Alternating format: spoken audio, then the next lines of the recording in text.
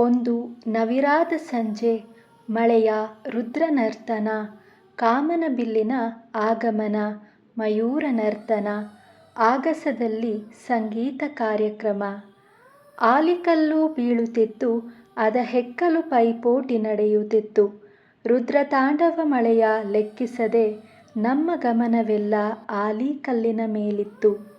ಛತ್ರಿ ಹಿಡಿದು ಹೊಂಟೆವು ಹೆಕ್ಕಲಿಕ್ಕೆ, ತಾ ಮುಂದು ನಾ ಮುಂದು ಎಂದು.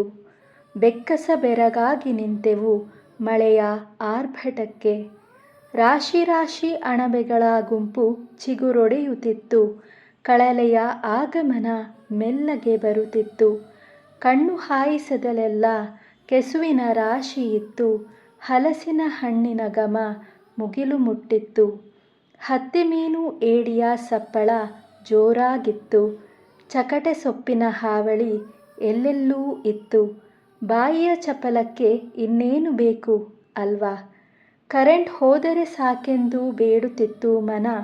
ಕಂಬಳಿ ಹೊದ್ದುಕೊಂಡು ಬೆಚ್ಚಗೆ ಮಲಗಬೇಕೆನಿಸುತ್ತಿತ್ತು. ನಿಂತ ನೀರಲ್ಲಿ ಕಾಗದದ ದೋಣಿ ಮಾಡಿ ಬಿಟ್ಟಿದ್ದು ಇಂದು ನೆನಪಿನ ದೋಣಿಯಾಗಿ ಮನದಂಗಳದಲ್ಲಿ ತೇಲುತ್ತಿದೆ.